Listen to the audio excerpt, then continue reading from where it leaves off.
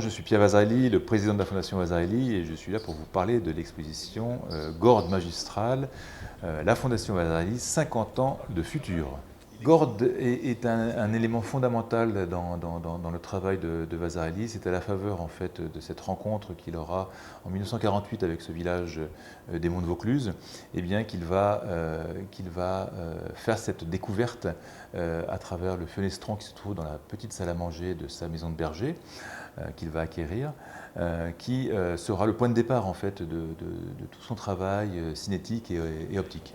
Concrètement, c'est ce fenestron qui, lorsqu'on est à l'intérieur de ce petit salon, est un puits de lumière considérable, et lorsqu'on le perçoit de l'extérieur, eh bien, offre une vision d'un carré noir. Et en fait, c'est le contraste entre ce carré noir et ce carré blanc qui va l'amener à réfléchir sur justement tous ces contrastes qu'il va mettre en place sur ses toiles, sur ses programmations, sur ses dessins. Donc c'est tout à fait considérable parce que c'est à partir de ce moment-là eh bien, qu'il va développer son nouveau discours plastique. C'est à la faveur d'une rencontre qu'il va avoir avec Michel Pommet, qui est le grand théoricien des fondations en France, qui était le conseiller spécial d'André Malraux, ministre de la Culture, et bien que dès 1965-66, il va imaginer restaurer donc ce château pour y présenter son œuvre peinte, plus de 400 œuvres originales, qui montrent l'évolution de son travail de 1930 à 1970. C'est en 1971 que la Fondation Vasarely va être reconnue d'utilité publique, hein, donc bien avant Aix-en-Provence, à travers donc, ce musée qu'il va appeler le musée didactique. Concrètement, vous avez souhaité que cette exposition se compose comment? Alors on retrouve en fait le château tel qu'il existait jusqu'en 1996. À l'époque, il y avait 400 œuvres.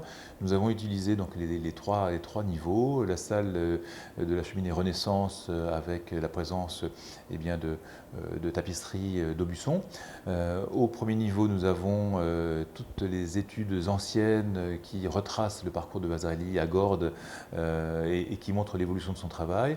Et au deuxième étage, eh bien, des choses peut-être un peu plus liées à son passage à Gordes même, dans sa propriété des Devants, où il aimait travailler, créer, penser tous les étés. Alors, comment souhaitez-vous l'avenir de ce lieu? Alors ce lieu, encore une fois, est le premier. S'il n'y a pas Gordes, il n'y a pas Aix-en-Provence. Hein. Donc c'est important de faire cette relation et je suis le premier à la faire et à souhaiter le plus possible effectivement que Vasarely revienne de façon plus constante à Gordes. L'idée est qu'effectivement nous puissions revenir plus tard de façon beaucoup plus pérenne et permettre au château de rester ouvert à l'année avec une collaboration que nous avons initiée avec le Centre Pompidou, faire en sorte que les collections de Vasarely, mais aussi peut-être d'autres artistes, puissent être présentées et montrer le point de départ, encore une fois, de ce courant qui est fondamental pour l'histoire du XXe siècle et pour l'histoire de ce mouvement qu'est l'art cinétique et l'art optique.